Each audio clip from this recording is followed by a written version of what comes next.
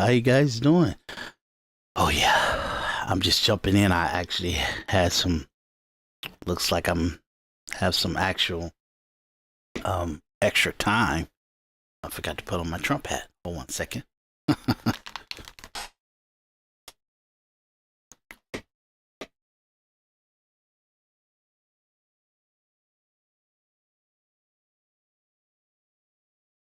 There we go. There we go. How you guys doing? Okay, look, my stream been acting up, but I found the solution. I think I had too much clips in there because they were hour clips, 2 hour clips and stuff like that, and it's just to buffer it and transcode it for you guys to be ready to show you guys in real time. Was a little messy, but we are back. We are back. How you guys doing? Listen, I didn't even really shave, but I've been grinding, working hard, trying to level up. It's the best and fastest way I possibly can. And I'm a great I accomplished some great things in the last 6 years, but it has taken its toll. It has definitely taken its toll. What I'm gonna do right now, we're gonna go through the inauguration because I didn't get a chance to really just kind of just shoot the stuff with you guys. We're gonna cover it. I'm gonna try to do it as fast as I can. Then we're gonna go to the updated stuff. By the end of today, we will be where we're up to date. Okay, but I don't want to not see when I do individual perspective podcast. I want it to live for the test of time. So anything that I'm communicating, you could go back and look at it and kind of see what was going on around that time. What was the mindset of things at that moment and everything like that. And then kind of just be in a situation where I'm giving historical data to even my podcast, but so I can't just skip over it because my stream got shut down, or some weird stuff that was happening. They wouldn't let me use C-SPAN in real time, I guess. So it allows for me to use the clips, but not the C-SPAN in real time. I don't know. They shut down my channel and everything like that. But I've been busting my butt trying to, survive and do what I got to do to kind of get to where I want to be at. Because I carried a major load of stuff, even just as a filmmaker, and to kind of carrying 6 movies on my back is pretty hardcore, and it will take a toll. So I'm not gonna lie to you, but the end result's the same. Is great accomplishment, great assets, great ownership. I don't give up ownership. You gotta come real correct. My life gotta be ease for you to have ownership like that. But anyway, I won't even get into that. So I wanted to just kind of come in and just get you guys into a preemptive mindset of people. It kind of shapes the last 12 years or so. But at the same time, it also shapes leading into the inauguration day. What I wanted to kind of show was, not kind of, what I'm gonna show is, let me see if I can mute this as I talk to you guys. Yeah, they had this was radical. The last time Trump had inauguration, it was a bunch of feminists and they had hats that had the vagina on it and stuff. It was really hardcore and stuff. So, but they piled up that place. They did riots in New York and burnt up limousines and all kind of stuff on the day of his inauguration. Now this event happens, I think this happened like a day or so before his inauguration, but I just wanted to let you guys see the mindset of even just the, radical feminists and these women, looking at these women I want to touch y'all anyway. That's ridiculous. Okay, and they live in extreme liberal places too, so they got all the abortion rights that they want. And trust me, women don't even like the feminist movement. they regret they they own success and everything, and they own, like, I don't even want to get into a gender war conversation here, but I'm pretty sure you guys look at TikTok and Instagram and all that, and women hate that men are not more dominant than they are. But what do you want? I mean, it's either that we dominate you and it gets very aggressive to dominate you, or we kind of let you ladies have your way and evolve and get into the workforce. You know what I mean? I explained this before, that when 50% of the human population in America decides to get into the workforce that's been mobilized by men, majority men in the workforce, no matter what kind of job it is, has been, yes, you got your 10 to 20% of women that's in the workforce as nurses and some secretaries and stuff like that, but majority of accounting consultant firms or like bookkeepers and all that stuff was men. You know what I mean? A lot of general mission, just administration type of jobs were men, in addition to the actual physical labor and stuff like that. So once you decide that you want to let 50% of the population come into that workforce, then it's two things that's going to happen naturally. There's men are going to lose more opportunity to feed their families and be the breadwinner of their household, or men have to subdue themselves to act like they can't overwhelm and dominate the weaker sex, and that is women. So it's a pretend that they're not aggressively and they know what to do in order to fight for the food on their table. So if men are not being barbaric with it, that means they're subduing themselves. They're kind of taking themselves out of the mentality of a psychosis of masculinity. And that's you. And if you keep this going for like 4 to 5 decades, you're going to get the civilization that we have now, where women hate that men are not the breadwinners and that they're not leveling up. But the only reason why women are leveling up is because men are not fighting them for the jobs they want. Men are kind of like, trying to not be adversarial, trying to not to be misogynist, or what they call toxic masculinity and stuff like that. And what did men get for it? Women are not having kids. They're not getting married. And they're shaming men for being weak. But in order for women to be able to evolve and be predominant, or let's say productive in the workforce, men have to subdue themselves. They can't be like, you're my enemy, you're trying to take food off my plate, and this is what I'll do to another person that's trying to do that. You can't do that to women. So you gotta pretend like it's okay for the economic work, productivity evaluation. You gotta somewhat put in your head that you lose more than you win sometimes, and that breeds a culture that men subdue themselves. They lower their masculinity and their dominance, and that allows for women to elevate. You know what I'm saying? But that's you. And then you got to understand, men threaten other men to allow feminism and feminist movements to gain population, to gain notoriety, to gain validity. You got to have other men threaten other men to not intersect it or to give room for it. And we put it in our tax code, we put it in our laws, we put it in everything, and that's men dominating other men for the movement. So you got 4 to 5 decades of that, 40 to 50 years of that. That's where you got the population you have. So now when you see these women kind of walking around bitching and moaning and stuff, you know what I mean? I'm gonna let you play the audio to let you hear what some of the crazy stuff that they're saying, but it kind of gives you a more bird's eye view of what's been communicated and what's the mindset of our civilization. And do we want to go another 4 or 5 decades like this? Disobey!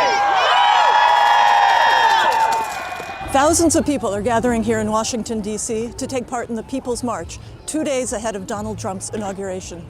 Organizers are calling it a day of joyful resistance. I'm marching today for future generations. I'm marching for my granddaughters. I'm marching to show that we still have power. Activists here are focusing on a whole host of issues, like democratic governance, immigration, climate change, and women's, minority, and LGBTQ rights. It worries me that Christian nationalism seems to be gaining a lot more speed in the United States, and I don't like the idea that rights that women and other marginalized populations have worked so hard for so long are beginning to be eroded. Trump won a decisive victory in November, but around 48% of voters cast their ballots against him. Some of them are here to show that they plan to keep challenging Trump's policies for the next 4 years. It's important that the upcoming administration knows we're not quitting. We're going to be loud. We're going to be proud. We're going to make sure that everybody understands that we're not going back. The event is a smaller successor to the Women's March that followed Trump's inauguration in 2017. But now organizers say they want to help build coalitions among many different groups. The Women's March in 2017 was significantly bigger. I remember being on the streets with 500,000 people. I'm really glad so many people are showing up here today, but I think even though the numbers are smaller now than they were then, I think the energy is more intense and focused. In contrast, tomorrow will be a day of celebration for Trump and his supporters at another pre-inauguration event. Thousands will gather for what's being called a Make America Great Again victory rally in support of the president-elect. See what I'm telling you? Do you see how the men talk and everything, and how neutered they are, how castrated they are? Yeah, this is nothing. Just the way it is, guys. And I'm just telling you, yeah, the women have communicated they don't like how weak men are. They really don't.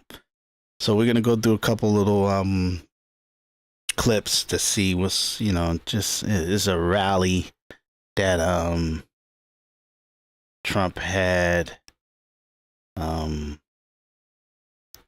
previous day before the inauguration. Is like little black tie affairs that he had at Mar-a-Lago and everything like that. Let me play one for you real quick.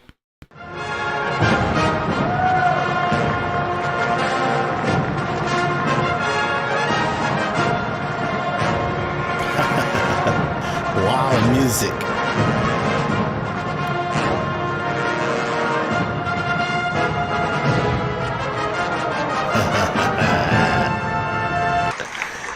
What's up with the music?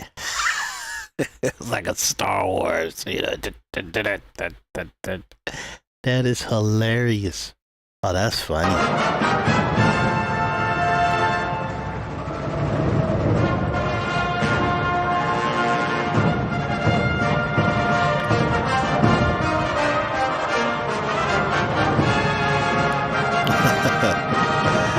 They're killing me with the music. Is over the top.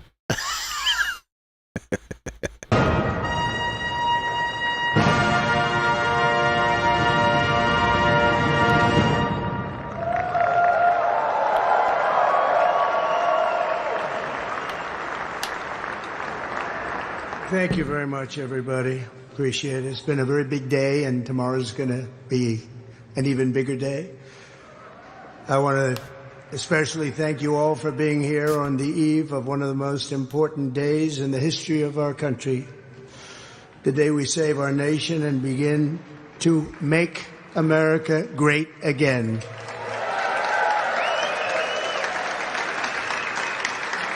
I'm thrilled to share this special moment with so many friends and supporters. You are a very extraordinary crowd of people. You're the men and women who helped make this momentous day possible, and I'm incredibly grateful for your love and support and generosity. You've been amazing.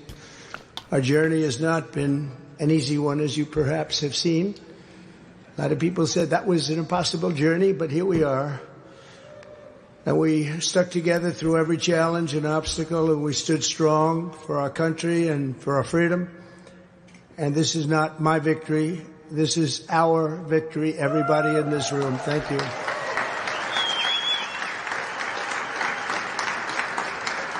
Over the past 8 years, we've built a new political coalition of hardworking patriots of every race, Sorry, that was me. religion, color, and creed, youth, women, African American, and you know that we set every record there is with African Americans and every record there is with Hispanic Americans, union members, and so many others. This is a once-in-a-lifetime realignment that will endure and lead America for generations to come. This was a very, very special time in our country's history. So as we begin this exciting new chapter, I especially want to thank my family, starting with our great First Lady, Melania. Thank you, Melania. And a very special thanks to our outstanding Vice President-elect, J.D. Vance, along with his incredible wife, Usha Vance. Great. Thank you, J.D. Fantastic job. Thank you very much, Usha. And I have to call out somebody that's very special, who we put into a position that she knew nothing about other than she's an extraordinarily competent person, and she learned everything she needed to learn probably in the first day. And that's Laura Trump, who became the head, along with Michael, of the Republican Party, and she ran a tough group of people, and we made it too big to rig. They tried, but they couldn't get past her and Michael, so I want to thank both of you. It's a fantastic job that you did. Thank you, Laura. Thank you very much. Tonight I also want to thank Speaker Mike Johnson, Senators Rick Scott. Thank you. Thank you, Mike. He's the nicest man. He's actually a killer, I have to be honest with you, but everybody thinks he's the nicest man. He reminds me of Witkoff. Everyone says Witkoff's the nicest guy. But he's not at all. Just happens to be very capable. But Mike is something because everyone likes him. And when you have a majority of about 2, it's going up to 5, but right now we're 2, because I brilliantly decided I wanted 3 people. Sorry I had to do that. It just was really testing you, Mike, to see how good you really were. It's a test. But he's done an amazing job. He's going to be a great speaker. Senators Rick Scott, David McCormick, Eric Schmidt, Bill Hagerty, along with Representatives Jason Smith, Tom Cole, Darrell Issa. Former Speaker Kevin McCarthy is here. Governor Sarah Sanders and Patrick Morrissey. Co-chairs Steve Witkoff. Thank you, Steve. What a job. Just got back from the Middle East. He had a little project that he did very well on. And we took in the first hostages today, and they're coming in tomorrow, and they're going to keep coming in.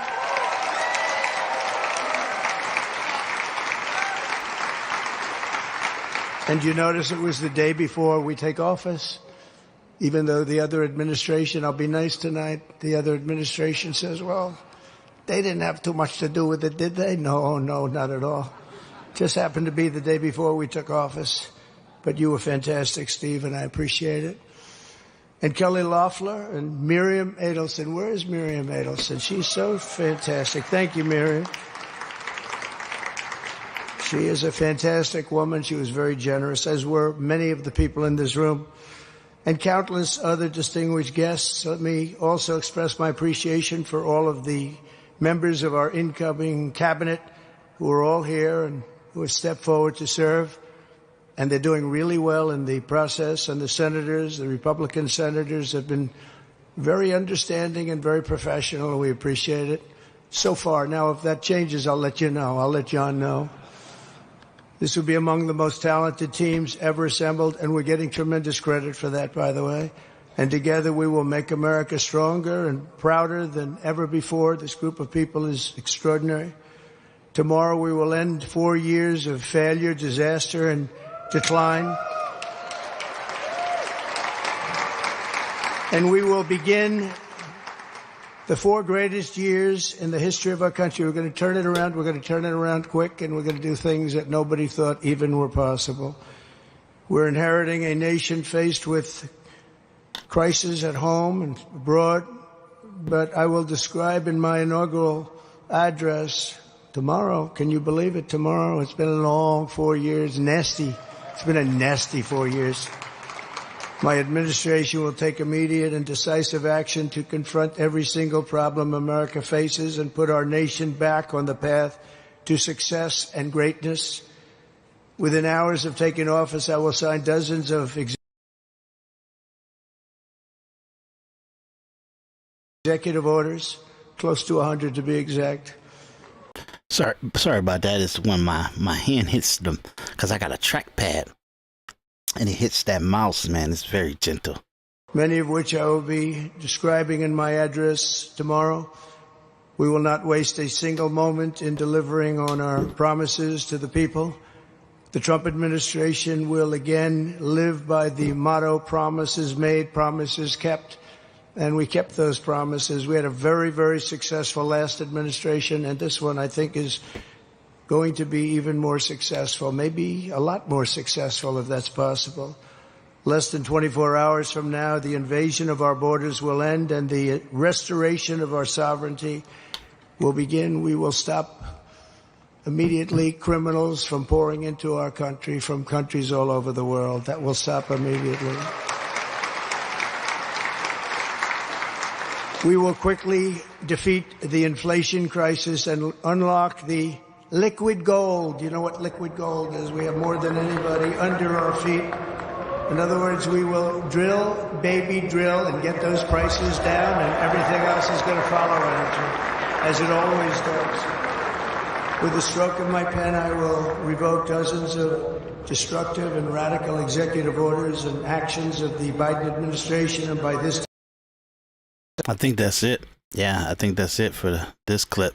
I guess he had a longer speech and they just cut it off. But yeah, I just wanted to give you guys a little, preemptive conversations and interactions that he was having before he got inaugurated. Special report anchor Brett Baer is with me here in Washington. Brett, great to be with you as we get ready for our wall-to-wall coverage of this rally and all the events to come. It's going to be amazing. I mean, this is history. Obviously, it's the culmination of this, 2-year election to this point. And, we've talked about it a lot, about what a resurgence this was for Donald Trump. He's the second president to do this, Grover Cleveland being the first. And just the excitement, this weather does stink, and it's going to get colder. It's wet. It's ugly. But if you look outside, the line for Capital One Arena, it goes now. Capital One Arena, from where we are, is about a mile plus away. This line goes all the way down through the National Mall, takes a right on Independence. I've never seen a line like that. That's miles long for trying to get in. And now they're going to have only so many people that can get in there, but it's going to be, an amazing event today and then tomorrow, obviously. Well, some 200,000 people were expected, 220,000, I think, to come and watch this on the Mall. And of course, that wasn't to be. They moved it inside for weather reasons initially. It's not really that cold out. I don't think it's going to be that cold out tomorrow. It's going to be probably a sunny day that would have been beautiful for an outdoor inauguration. I think it's going to be about 22, 23 degrees out there. But it will be sunny. We might get to see a little bit of a walk. We're still waiting for the final announcements on exactly how tomorrow is going to proceed, Brad. Yeah, I think there's some question marks, And him. And I understand he didn't want people to be cold in like 0, -7 degree weather and stuff like that. But I think I don't know. I think it was a psyops to get him not to do the big giant rally and kind of neutered the actual camp, like his inauguration. I don't know. Maybe it was they couldn't cover it and they couldn't it was a high kill rate on it, you know what I mean, or like some kind of major risk situation that even his people were saying, hey, we can't trust even the government to keep you safe before you take that inauguration. So I mean, this is the data we have on that. We think you should stay indoors. So maybe that what was going on, and they putting a good face on it to say that it was the bad weather or something like that. But I mean, I was out there for President Obama's first inauguration, and man, it was it was like negative. It was really, really cold. And we were out there from 4 in the morning all the way to, at the least like 6 in the evening. Literally. And I'm talking about a bunch of people too. So it's not like they haven't had inaugurations or weather conditions like the one that they have for this year. So I don't know what that was. And I think it was more of a security thing than the cold, frigid temperatures. Because I'm telling you, if you do your research, I think it's been inaugurations worse than that, and weather conditions worse than that. But look, it was brutal. Even when President Obama was brutal, you needed to be layered up for real. And I had 2 cameras out there. I literally was walking around with 2 cameras. You know what I'm saying? It was crazy, So, yeah, that's a whole nother thing. I got footage on that too. So, anyway, let's see. I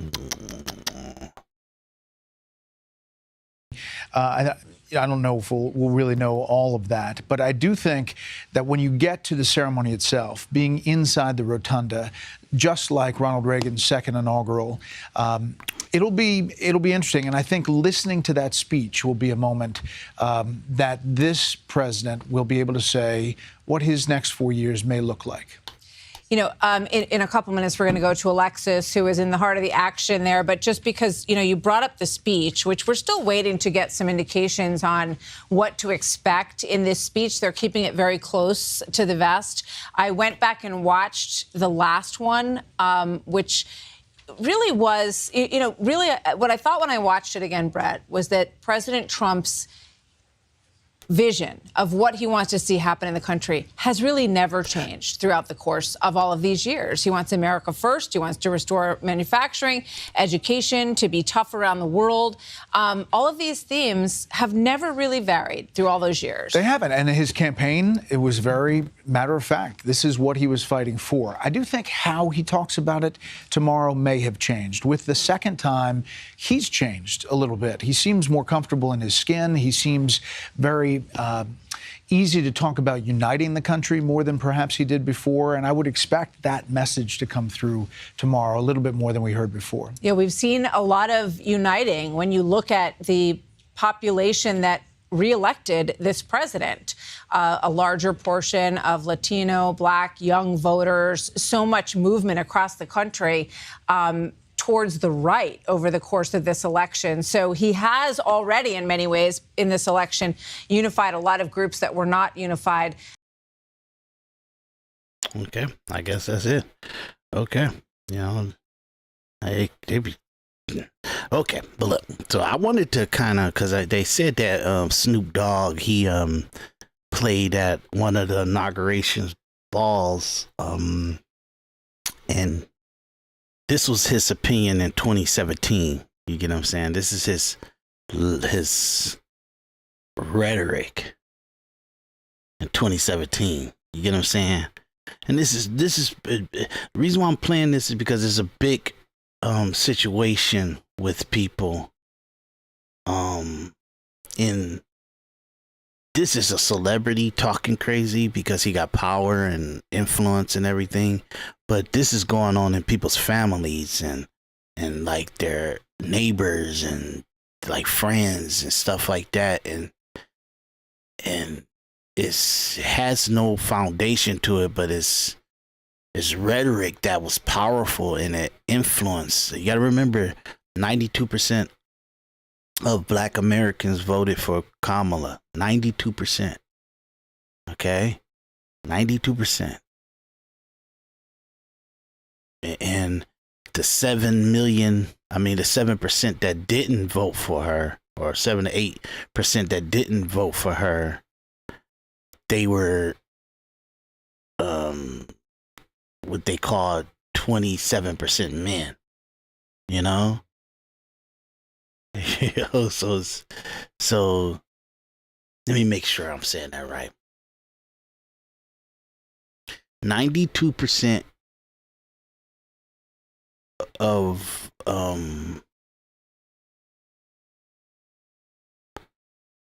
92% of the Black American population voted for Kamala.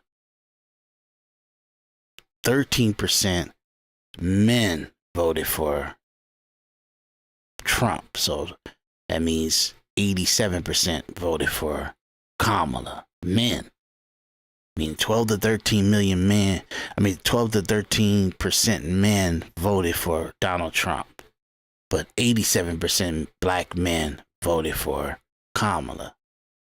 92% women voted for Kamala. 8% women voted for Trump. Something like that, okay? But when the numbers came up, I think it was like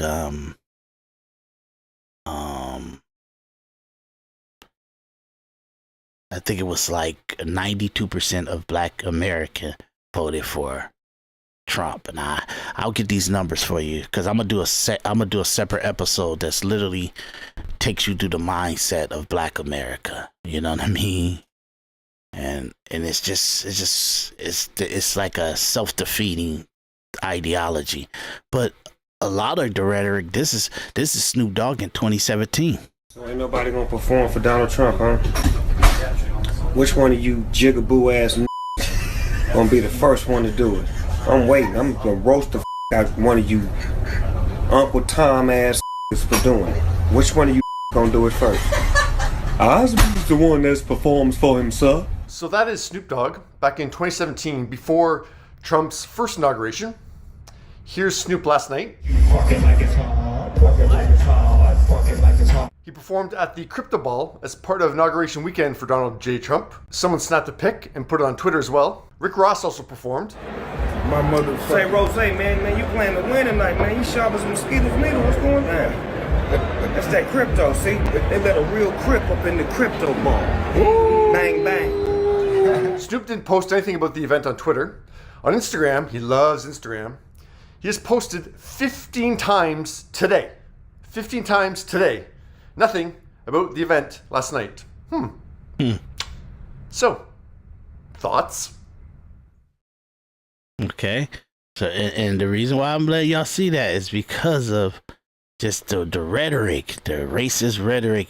And that's not racist against white people. That was racist against black people. He was calling black people Uncle Tom and everything if they went to Trump's first inauguration in 2017. And if they performed for him and all that stuff. And then he was at a crypto ball that's literally part of the inauguration. And a huge Trump supporters funded that, and actually like a lot of crypto guys, they wear MAGA hats and all. That's where he took a picture with the guy, with the crypto ball guy, one of the major guys and stuff like that. And let me see, show that picture. And they cut Rick Ross' face off, so they didn't even show him the right way, So let me, right here. Like this guy that he's in the picture with, he's a huge Trumper, huge Trump supporter, and he's a cryptocurrency guy. And he, oh my God, I'm sorry that can't remember the name of the gentleman, but he's funding all that stuff. He's like the king of crypto and stuff like that, and that's why because they know they can pay big money to be there and stuff. But that's a Trump inauguration ball. It's part of the administration. It's part of the celebratoriness of Trump, and they talking about Trump in the actual event to praise him and stuff like that. So when Snoop Dogg is there after saying that horrible racist comment to black people, because that's racism against black people, calling them Uncle Tom's, jigaboo, and all that stuff like that. So, but end results is 4 years later, when he sees that he is the ultimate, and it ain't no joke, he's really that good and favored by the American people, Trump is, he decides to say, oh, you know what, I was wrong, come up. But he ain't even saying that. He just, like, you got to read. That's why the gentleman that was, that this clip belongs to, what's his name? Sorry about this. I'm using your clip. I'll put his information in the descriptions after I get through the video. But after this gentleman, let me see if they give me his name. But after Mr. O'Neill right here, name Graham O'Neill. I look at my monitor because I'm trying to see it on my screen. But I got two monitors here, one in the stream. But Mr. O'Neill from name is how you pronounce his name? Reem O'Neill. But Mr. O'Neill, this is his channel where he's kind of doing these on YouTube and everything like that. So if you want to look him up, type his name in, you'll get it.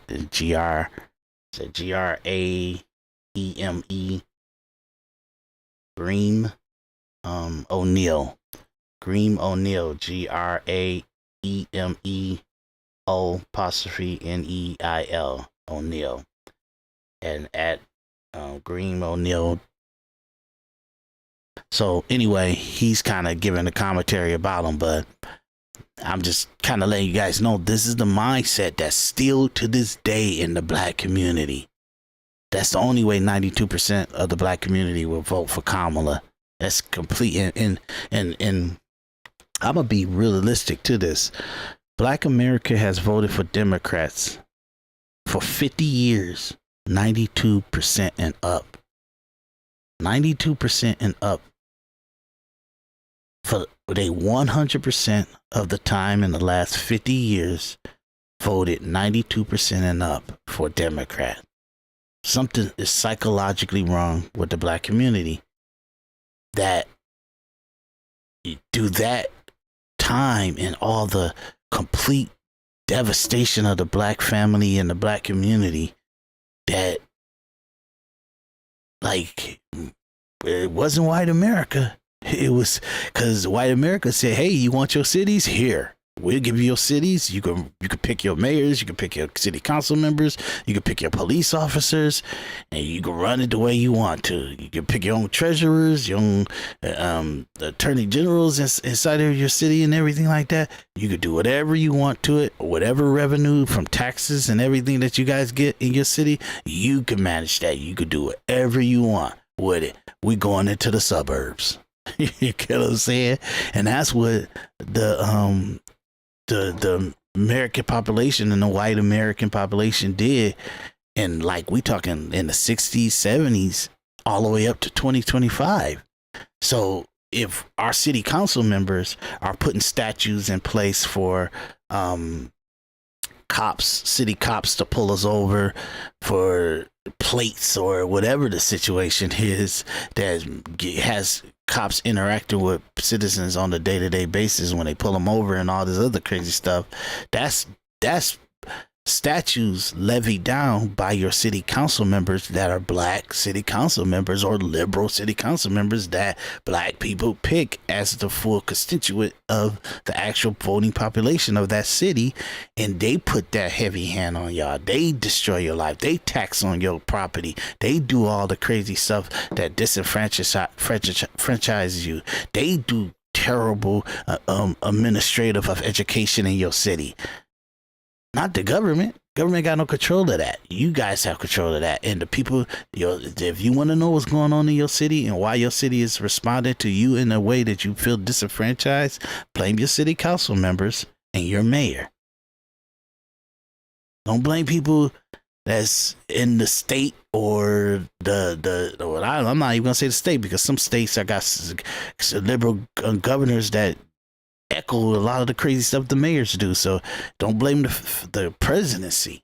You get what I'm saying? The major power that you have to run your cities the way that you want is in your city council members and your mayor. That's the best I can say to you. But I just wanted to show you guys that, because this I want you to understand the mindset that's been going on for the last 12 to 15 years leading up to this inauguration, where they gotta say uncle. Let's go to the next clip. Willie D Live. Considering the backlash that you've received for agreeing to this performance, right? But I've been getting backlash. I've been getting backlash my whole career. But this particular backlash is different. Right. How do you reconcile your artistic choices? How do you reconcile? Now this. I didn't know who Willie D was. I had to look him up myself. He was Goody Mob rapper and stuff, part of a rap group called the Goody Mob and stuff that had CeeLo and all that stuff like in it. And he's chastising Nelly because Nelly decided to perform at the inauguration, the actual inauguration too. Well, actually, one of the inauguration ball, like the crypto ball was one, but the one that he's doing on the night of the inauguration, where President Trump would be, that's the actual rally that Trump will be at. I mean, not rally, but the inauguration ball that is with a lot of military people and stuff. They are the guests, and it's pretty much a ball that's gives tribute to to our soldiers and stuff like that. And a lot of them will attend the ball and stuff like that too. So that's the one that Nelly performed at. So I wanted to bring you in because Nelly, he's kind of getting, chastised for doing agreeing to do the ball. Then this is before the ball. How are your artistic choices with the diverse political beliefs of your fan base? That's my fan base. If my fan base really have a political belief, right? Here's the thing. Like, I agree in family first. I believe in family first. Period. Family before politics. Family above and beyond. So now we don't always seem like we're making those choices sometimes when when we grow up the way that we grow up. Sometimes when we in the hoods and we're doing certain things, it's like, no, you're not putting your family first when you out there hustling, or you're not really putting your family first. Like, we can rationalize that and say that we are. But really we're not, because we're taking certain choices. But in our hearts, we truly believe that. So in this type of situation, if my fans are so if politics is above and beyond anything other than what that person stands for, what that person has done, then I apologize that I, quote unquote, let you down, because I thought you was riding with me for the scholarships that I've been giving away since I've been in this business. I thought you was riding with me for the people that I got signed up on the bone marrow stem cell registry that was all record breaking and helping people save lives. I thought you was riding with your boy for the children that we visit at Children's Hospital to brain. I thought you was riding with me for the bikes and the presents and the things that we give away to unfortunate kids at Christmas. I thought you was riding with me because I put on for my city and I try to bring my city up every step of the way. I did not know you was riding with me because you thought I would ride for who you voted for. I didn't know that. I apologize. I apologize. I didn't know that I had to agree with your political choices, and I thought it was the things that you do, not the things that you say should be done. If you follow what I do, this shouldn't even be an argument. He's the president. He won. This isn't a campaign. This isn't an RNC. I'm not out on the political campaign. I didn't get none of that 1.5. You see what I'm saying? Like, to try to help somebody get voted. Kamala didn't invite you to perform? No. She didn't invite me. She didn't invite me either, man. I was going to do all at home. Like, so, but I don't knock the ones that did. I don't knock the brothers and sisters that benefited from it. I don't knock the correspondents that may have gotten money to do that. I'm not doing this for money. I'm doing this because it's an honor. I respect the office. It don't matter who is in office. The same way that our men and women, our brothers and sisters who protect this country, have to go to war and have to put their life on the line for whoever in office. So if they can put their life on the line for whoever in office, I can damn sure perform for whoever. What do you say to the people that say we're not giving you this backlash because of your political affiliation or your political choice or whatever? We're giving you this backlash because you are propping up a white supremacist. I would ask them to show me where he's a white supremacist, and here's the thing. Okay, I get it. He did say if you don't vote for me, you're not black, right? Oh no, that wasn't him. That wasn't him. Hold on. I'm trying to hold on. He did create I know where you're going. I know where you're going. He did create the crime bill in the 90s, which said that if you get caught with 5 grams of crack, you do a mandatory 5 years. That had mass incarceration. I think even the Vice President Kamala spoke on that part, that said that the crime bill played a huge part. No, he didn't do that. Let me see. What did he do? I'm trying to think. The white supremacy. Hold on. I'm gonna get to it. He did not. Willie D. It's ridiculous. Rent to black people. What was it, in the 70s or the 80s? Is that what they said? And like, okay, is he written to him now? So nobody's allowed to change, right? See, here's the thing. So yeah, he ain't explained that up right. Okay.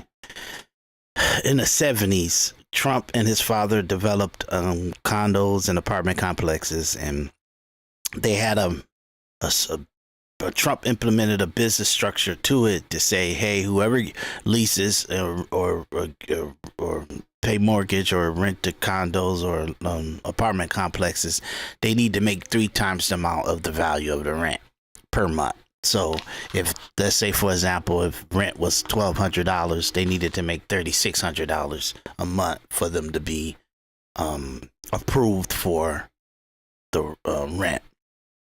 Okay, just to keep stability of the company and the operations of the facilities and all that stuff like that. They needed to make sure people were very stable if they became tenants of these properties or these condos or property management, apartment complex.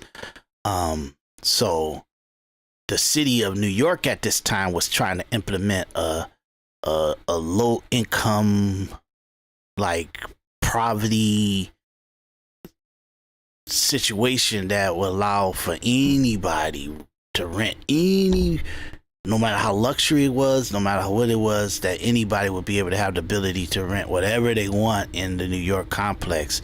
But that would bring instability to those companies because you got to kick people out, and you got to get court proceedings to kick people out from the landlord and all this stuff like that. So Trump and them just said, hey, don't approve people that can't up front really, like, if you could spend 1/3 of your actual income on your roof over your head, because the money you need for food, the money you need for expenses, the money you need for leisure, you're not really kind of spending that all on rent.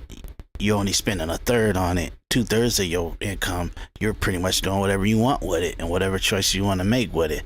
And that was a stable foundation, and it had nothing to do with black people. It had nothing to do with low income people. Though if you fall into the situation where your economics is not that stable, it will include low income Hispanics or even Asians or black people. But that's just the cause and effect of keeping stable tenants in the apartment complex or condo. So at this time, yeah, and if you understand that late 70s, early 80s, it was radical and destructive in New York. So in this situation, it was like the system against free entrepreneur capitalists, people, money making people like Trump in them at that time. So they went heavy at him for this procedure that he had, and who he approved and who they approved for the condo and apartments and all that stuff. So Trump was fighting it like crazy, and they was fighting it, and he decided to settle and open up the renting and the condos to people who can afford the down payment, the last month's rent or whatever, and they can actually put the proper down payment on and they could pay it. So it wouldn't be set to their income level. It would be to whatever is asked of them to pay, and they had to take their chance of, kicking people out through court violations and stuff, or stuff like that. So that's what's the situation behind this illogical thing of Trump not wanting to rent to black people. We can talk about past, but we never want to talk about our past. If our past get brought up in our community for a lot of what our men did, we always call it rehabilitation. Yo, these young brothers, we've been through a lot. I know I've been through a lot. If my past was what was going to prevent me from winning today, I wouldn't be here. You know what I'm saying? Now, I'm not saying that he ain't got some fucked up ways. That's not what I'm saying at all. That's why I'm not telling you who to vote for. But what I'm saying is that he's the president of the United States. He's not the candidate for the United States. He's the president. He won. I think if Trump, some of these ways, like, you know, with the housing discrimination that he participated in back in the 80s, if that was a one-off, if that was, or even if he had some other things going on where he looked like a bigot to us, that might be one thing. But it's another thing when he starts saying things like when you have a situation where you have black folks getting their heads blown off by the police with impunity, and Trump says, I'm going to give them even more impunity. Hold on. We're going to be the ones affected the most by something like impunity. He's not giving them. He didn't say he was going to give them impunity. He said he was going to give them immunity. Right. Not for working outside of your job. Nobody's going to give anybody immunity to go around and shoot and kill people, right? That means he could go around and shoot and kill the president. But that's what he said he was going to do. That means police can go around and shoot and kill the president. No.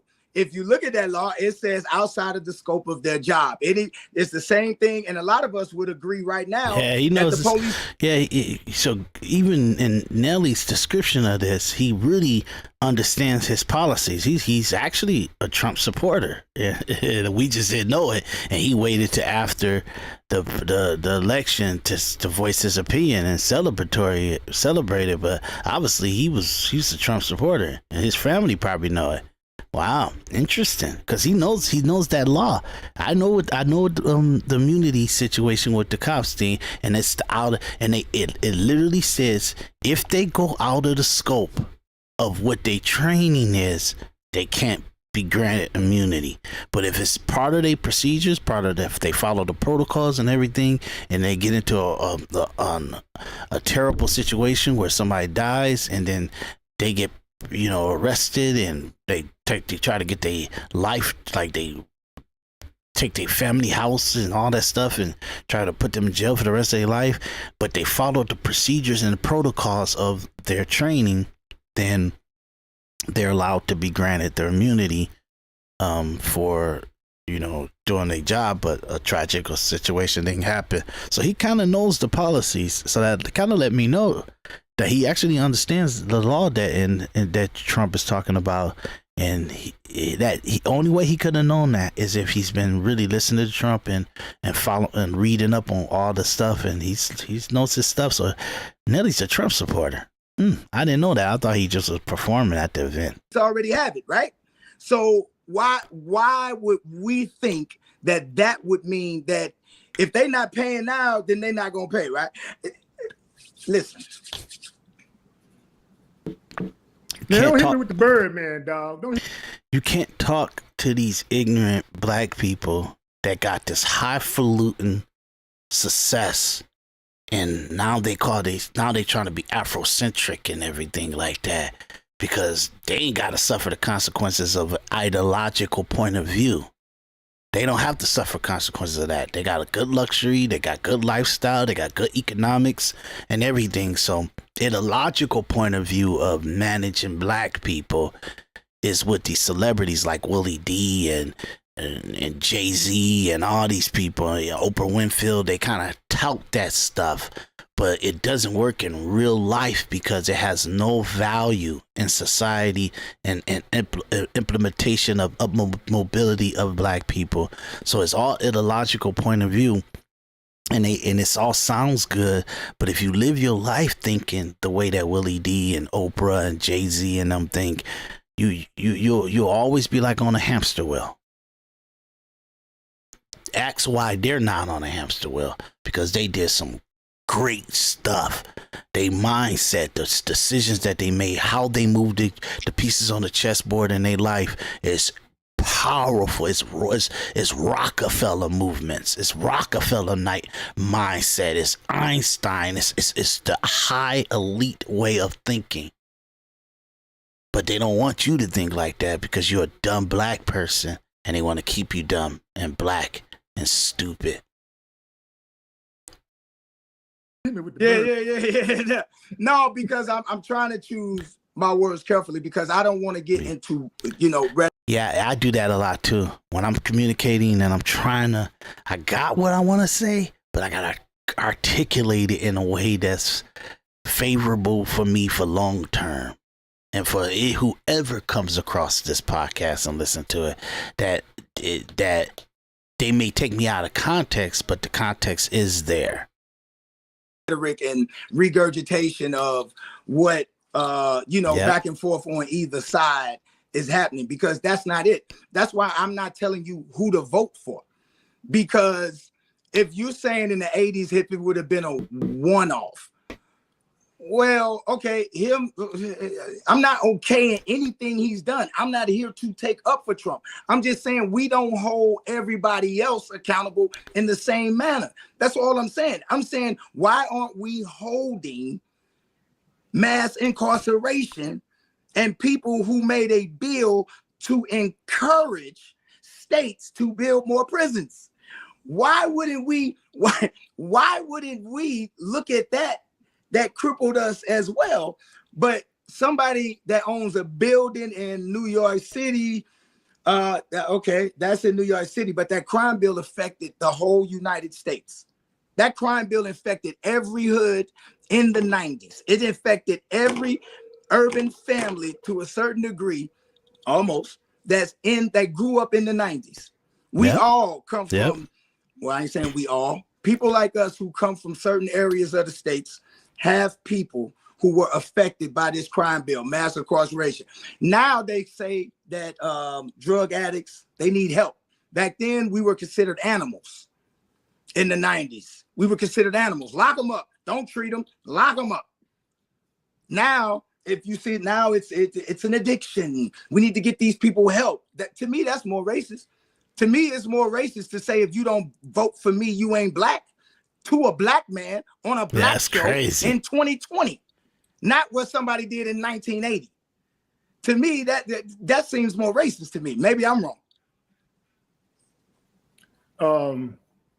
You got to point that. Look, man, when you're right, you're right. You know what I'm saying? When you're right, you're right. But how you not know this? And he's gotta say it in order for you to have you come into the conversation with objectivity and total understanding of the big spectrum of the situation that may pop up. Like, I would never have a judgment on Trump if I don't know everything. I gotta know all the situations and everything where his name ever pop up. I can't be surprised by a racist situation. You get what I'm saying? If I gotta go by everything knowing before I can voice an opinion about him. So for Willie D, I can't voice my opinion about Willie D unless I kind of do the research on it or hear him describes himself in certain articulated ways, and then that destroys his credibility, that destroys his rhetoric, and what is the perception of him, and is it based in a solid foundation? And then you come to find out that it's not, and most of his rhetoric is rhetoric. You know what I'm saying? And then now I'm looking at the discussion between them, and I can evaluate him now because he put all objective analysis of objectivity and analytics tells me that he's very subjective. He's very emotional in his rhetoric, and the things that Nelly is saying are very key points, or at least he's articulating himself in a truthful manner of things that actually factually happen, and it's making him say, wow, okay, I can't argue that. I was expecting you to have Trump policies or Trump journey in articulated. You can articulate it in a way of defense. I wasn't expecting that. So it's interesting. The thing about Biden, I do believe, I think we find ourselves in a very peculiar situation in this country as black people. Curious? Where no matter which side we go on, even if we go on the black side, oftentimes we find ourselves in a peculiar situation. Hey Siri, what's the definition of precarious?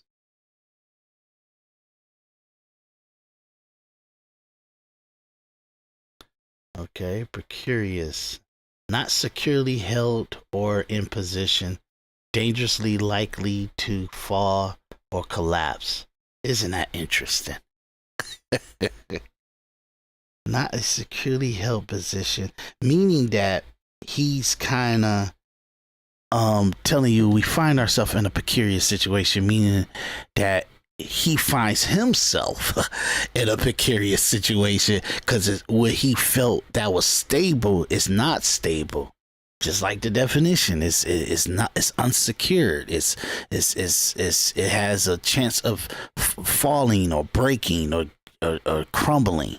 That's the definition of precarious. So you find yourself in a precarious situation because what you came into the conversation perceiving it doesn't hold up and it doesn't stand the test of time and it has no strong foundation for you to communicate. But Nelly, he's got a little bit more stronger foundation why he's supporting Trump and why he's doing his inauguration. And this is like, hey, don't talk to me about racism when you guys are radical racists and you actually support major crazy racists. And your rhetoric about Trump being a racist is all ideological point of views and emotional rhetoric. It has no basis to it. It has no foundation to it. It has no truth to it. It has nothing to hold it strongly. It can fall apart under scrutiny. And that's the truth. So you're in a precarious situation, Willie D. We're gonna get stabbed in the back. Mm-hmm. We're in a country that targets us for failure. And even when we want to get into the system and try to do the right thing and try to be a conduit for change, oftentimes we find ourselves crippled by the politics and we can't really get a lot done. So we're crippled by our own politics though.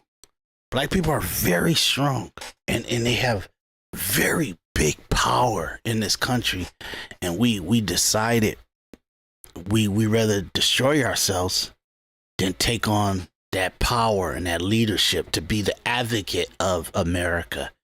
And because everything that we know, all the greatness of a Black American is their foundation and their actual building of this country or setting this country in a structural way to succeed and be, yes, our slaves, our ancestral slaves sacrificed their life and their humanity in order to put America in a place where it can be the most powerful country in the world. That was done on the backs of our ancestral. And we look at it as slavery is something that's so mythological and so unnatural, and it's so extreme of the demon and the devil, and we look at it like that. But if you look at humanity as a whole, the 2,000 years of no understanding and no history of humanity, you'll find out that slavery has been in the Roman and in the northern hemisphere and in the African heritage. It's been slavery in the dominant of the weaker has been through the evolution and the process of humanity for hundreds and we're talking about thousands of years. So it means American slavery is not that special. And it's not so catastrophic in the history and the evolution of humanity. That sucks.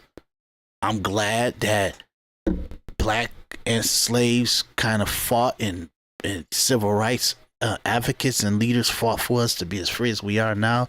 But in the totality and the objective analysis of human existence in the black slavery of America, I think we kind of give it too much prominence in the big fashion of things.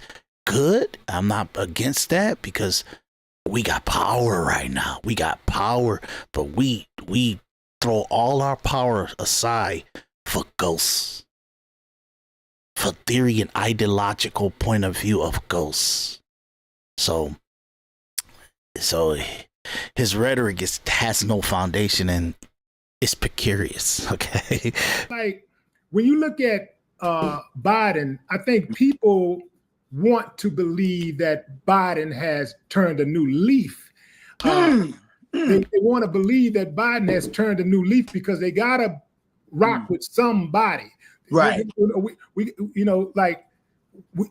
We're in a situation where, okay, you got to pick a side. You got to rock with somebody. And then you have those of us who say, man, fuck all of them. I don't want to rock with none of them. I'm independent.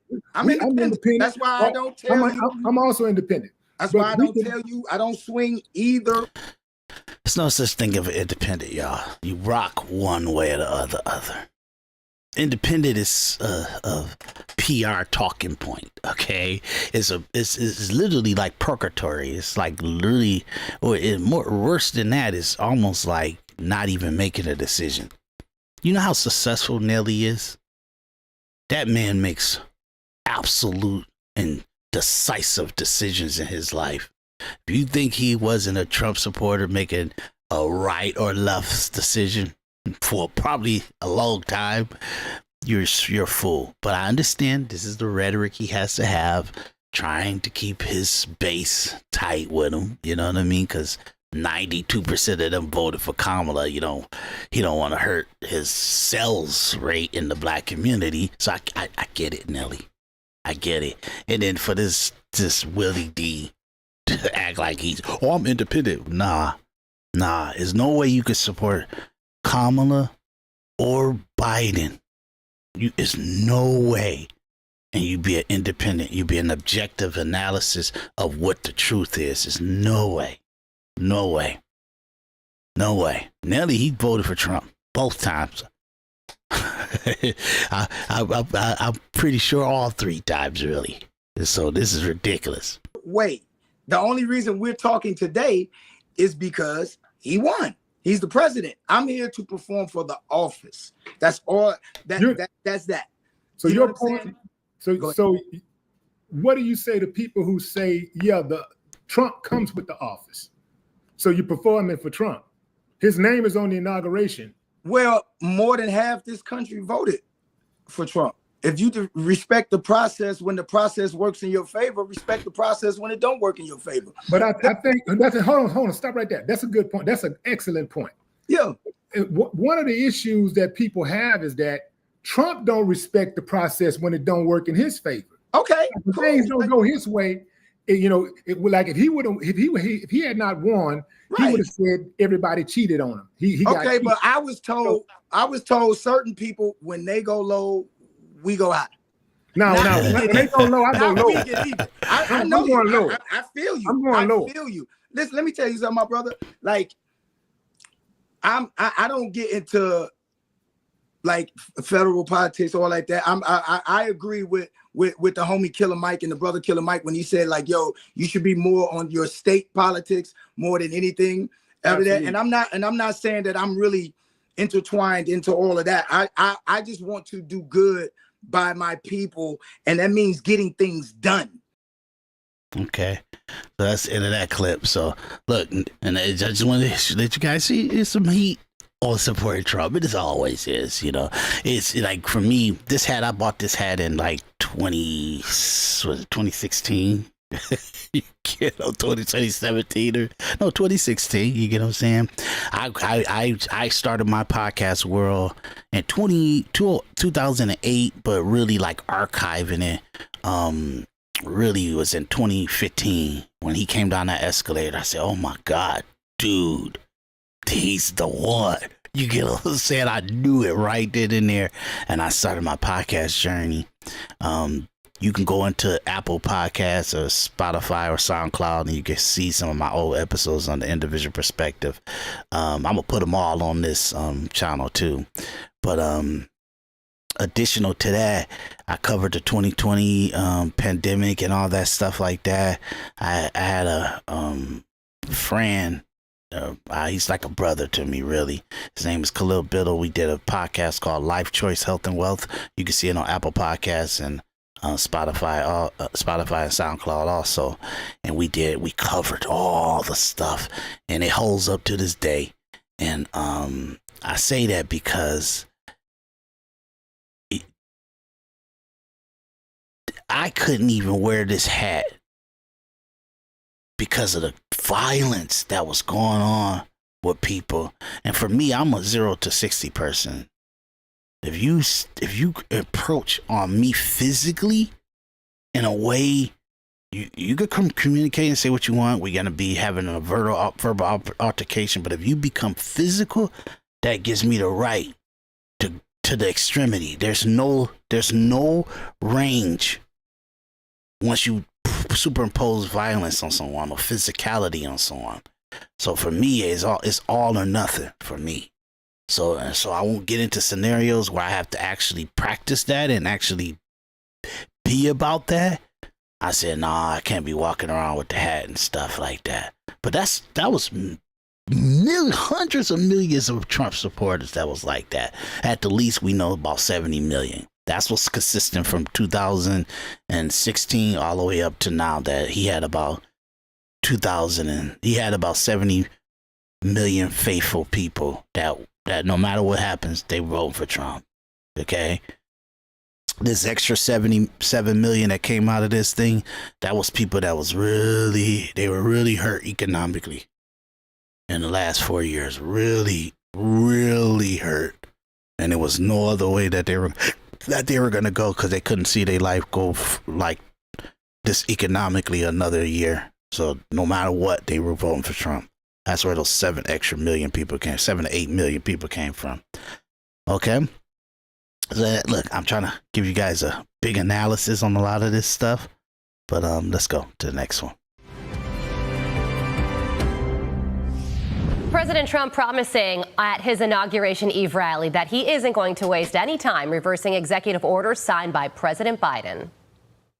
Every radical and foolish executive order of the Biden administration will be repealed within hours of when I take the oath of office. Somebody said yesterday, sir, don't sign so many in one day. Let's do it over a period of weeks. I said, nope. Like hell, we're going to do it over weeks. We're going to sign. I know that's right. Signing them all today. Terry Schilling is the president of the American Principles Project, and he joins me now. Terry, good morning to you. Great to see you. So what do you think? Yeah, that sounds like some stooge. He's fighting his cabinet already. I love it. That's exactly how you need to be. Thank you so much for having me, Carly. The headlines tomorrow, depending on which newspaper you're reading, if I was writing the headlines, it would be that America is entering a new golden age, right? And that is what President Trump has been saying. We're going to unleash American energy. We're going to secure our southern border and get back to basics. But Carly, we're also going to protect families. He's expected to sign over 200 executive orders tomorrow, and a lot of those are going to be about protecting our kids, getting men out of girls' sports, and it's a new golden age, especially for the American family. Yeah, there's just so much coming at us all at once when it comes to all of these executive orders that we are rolling on our screen right now, from, ending catch and release to reinstituting Remain in Mexico, declaring a national emergency at our border, directing the U.S. military to work with the Department of Homeland Security to fully secure our southern border, executive orders on energy, on signing an executive order to strengthen presidential control over senior government officials and implementing new merit-based hiring reviews. I mean, the president says that this is promises made, promises kept, and he has made a lot of promises, and he says that he's going to deliver today. During his rally yesterday, he talked about the American dream, and take a listen to what he said.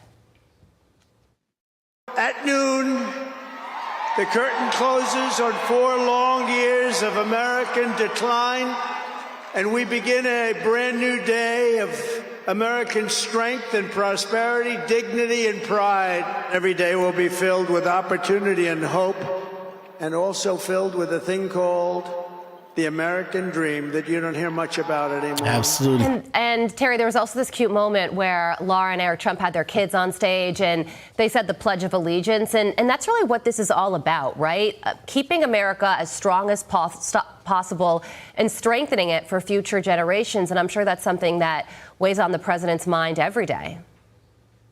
No, Carly, that's exactly right. President Trump has taken a bullet, literally, for this country. He cares about the future. He's a grandfather and a father himself, and it's obvious why he's doing this. He wants to make a better America for his children, his grandchildren, and soon, I'm sure, with Kai, she's going into college and stuff, it's his great-grandchildren. This is what America's always about. It's about sacrificing for the next generation so that our kids and grandkids can have a better future and make it better for everyone. This is what love is. This is what America's all about. Yeah, and thinking about Donald Trump's political trajectory, I mean, during his first 4 years in office, he even said it, he was a political newcomer. He didn't know a lot about Washington, D.C. He said he made some hiring mistakes. And then he had 4 years to think about it. And now he's entering office with experience. He has a team of people around him who he supports and who are loyal to him. That's a major difference. How will we see that difference unfold? Well, we're already starting to see it right now, Carly, in the lack of leaks from the administration, right? I mean, if you remember that first term, there were all these disloyal people that had snuck into the Trump administration, and they were nonstop leaking lies and misinformation just to advance their own agenda, right? And even to thwart his own. So I think that he's learned, he's got a loyal team that's actually dead set. They've learned you can't make mistakes. You've got to be very careful about who you trust in this town. And that's true for everything. So I think we're going to see a lot more get done, a lot less drama, because he's gotten it down to the most loyal supporters that he has in his team, people that really love their country more than they love them. Yeah, that's what people got to understand. Like he gonna fight not to put people in the administration from the jump. That's not for his leadership, for what he's talking about, for what his policies are and what he want them to actually do in their job. I'm sure Marco Rubio, he got his own little opinion on certain things, but he gonna do exactly what Trump want him to do. Otherwise, I'm pretty sure Trump said, "Hey, don't even take the job, man. Don't even take the job if you're not gonna do this specifically, this as a state senator, state secretary of state. Don't even do it." And I'm sure all of them agreed to do it his way. So I'm gonna say this. I'm gonna make a prediction. This is gonna be one of the very few administration that doesn't change a lot of the department heads for the first for these 4 years. Not first, because this is his last 4 years. But I'm telling you, I don't think Secretary of State gonna change in a couple years, and I think it's gonna be rocky. But I think he preemptively in the meeting told them about that. So I think he's gonna have a strong crew, man. And all the Republicans got to do is not get ideological. Right now, we know that the senator from Alaska, Murkowski, Susan Collins, she's a liberal from Maine, and Mitch McConnell, because he pretty much made him have to step aside, and he's old hack, and he beefing with Trump because he hate him because how great he is, and how Mitch McConnell is just a crappy senator in the dust bowl of history, and Mitch McConnell's a problem. So those three people have a high probability to mess up his picks for department heads and stuff, and it makes J.D. Vance have to come in, because that's what happened with Pete Hegseth for the Secretary of Defense. But we'll get to that in the third episode of this inauguration ceremonies and stuff. But anyway, let's I think they pretty finished. I don't care about the commentary. So it's a very, very good thing. I'm excited for it. Terry, thank you so much for joining us. So Trump Okay, so let's see what's going on is here. expected to sign over 200 executive actions today, focusing on border security, energy independence, and government efficiency. Some of the orders range from border security, abolishing DEI policies, and even securing clearances for intel officials. It's been a long 4 years, nasty. It's been a nasty 4 years. My administration will take immediate and decisive action to confront every single problem America faces and put our nation back on the path to success and greatness. Within hours of taking office, I will sign dozens of executive orders. We will not waste a single moment in delivering on our promises to the people. Fox. Okay, so let me let them kind of speak a little bit, because that was the second half of the video. That was my fault for disturbing it. Give me 1 second. Administration will take immediate and decisive action to confront every single problem America faces and put our nation back on the path to success and greatness. Within hours of taking office, I will sign dozens of executive orders. We will not waste a single moment in delivering on our promises to the people. Fox News digital political correspondent and reporter Brooke Singman had that exclusive reporting. She joins us now. Brooke, you broke this story. 200 plus is an absolutely massive number. What are the ones that the American people are going to be talking about the moment pen hits paper? Hey guys, it's massive, and they say it is record-breaking. This is going to be the most action-taking in American history on the first day a president is in office. So he's going to take more than 200 executive actions today after he's sworn in as the 47th president of the United States. So here is what you need to know about that. So Trump is going to declare a national border emergency. He's going to direct the U.S. military to work with the Department of Homeland Security to fully secure the southern border, and he's going to close the border to all illegal aliens. He's also going to designate cartels as foreign terrorist organizations. He's going to reinstate remain in Mexico and catch and release, and do a number of border security, immigration related executive actions there. So that's just for border security. Then he's going to shift over to energy, and I'm told he is going to sign a number of executive orders and actions related to drilling and offshore wind leases. He is going to unleash American energy. That is what the senior official who is authorized to describe all of these actions to me told me. That is the saying that, of course, we heard out on the campaign trail, drill, baby, drill, all of that. That is going to come through in the first actions today. Then he's going to end Biden's electric vehicle mandate. He's going to end the Green New Deal, and he is going to take the United States back out of the Paris Climate Accord, which he did when he took office in 2017. Biden put the U.S. back in 2021, January 2021, and now Trump's back and he's taking the U.S. out of that agreement again. Then he's going to end diversity, equity, and inclusion programs all across the federal government. That's something that he plans to do today. He's going to take action to assert presidential power over the federal bureaucracy as well. A lot of his teammates and officials involved in crafting these executive orders said that Trump plans to exert that presidential power over the federal bureaucracy as well. He's going to put a hiring freeze for federal workers, and he wants federal workers to return to the office.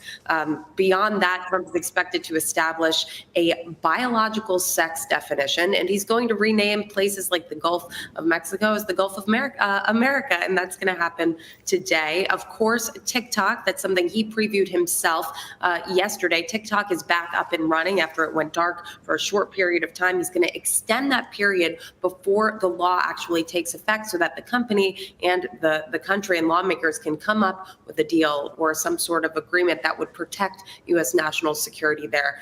So that's just a few of the actions that we're expected to see the president-elect at that time, the president, taking today. Okay, that's a lot. That's a lot. So next episode, I'm going to stop it right here and we're going to go to the next one. And the second part, we're going to cover the Inauguration Day. Okay, so get ready. Like I said, I want to do this. I want to keep us in history. I want to make sure that we cover this. And they shut down my channel. They gave me issues and everything, every kind of issue that was popping up. So I wanted to make sure that we come online and be a little bit more aggressive to, like, before we start covering the up-to-date stuff, that we go back and really cover the inauguration the way I really wanted to on Inauguration Day. But it's just Tubi stuff. I'm not Tubi. Let's see, YouTube stuff. But look, this Individual Perspective Podcast. I'm your host, Daris D. McKinney. We are about to cover the inauguration and everything like that. And let me see. Why my poster look like this? That's interesting. Okay. That's interesting. There we go. There we go. Just, cut too much of bite his face off. But yeah, so this is Individual Perspective Podcast. This is our Donald J. Trump 2025 presidential inauguration ceremony. This is our coverage of it, and it's going to be in 3 parts. The first one is the preemptive, leading into the inauguration. It's the Inauguration Day, and then the aftermath of it. And we're going to start covering everything. We're going to get ourselves up to date.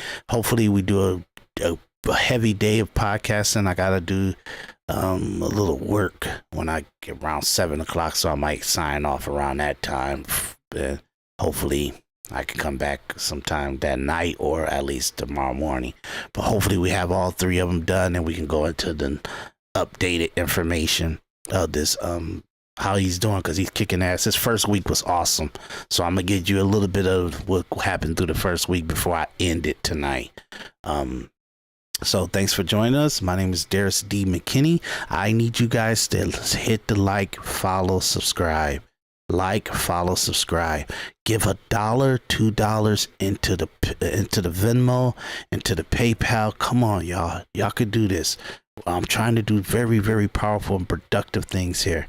So let's do it, y'all. I'm going to do some shorts and everything on my page, because obviously that gives me a lot of people to click on the actual channel so you guys can check this stuff out. So I'll see you guys in a few minutes for the second part. So I'll make sure I'm controlling this pretty good. So I'll see you guys in the second part in a few more minutes. I'm going to do some shorts and then we're going to come back on. Check you guys out. This is Individual Perspective Podcast, where your truth is the objective truth. Why? Because we do not communicate and we do not allow for the conversation that we are having and the conversation that you are having to be subjective. We make sure that you vet your mama, your daddy, your sisters, your brothers, your siblings, your community, your favorite movie stars, your favorite musicians, your favorite politicians, your favorite philosophical motivational speaker. We make sure that you vet everything that comes out of another human being's mouth before you allow for it to take shape in your head and your heart and your soul, and then you communicate it to another person. We make sure that when you communicate is built under objectivity and has an objective analysis to it. That way, your truth is the objective truth. That's what Individual Perspective is. And I'll see you guys on the next episode. Check you out.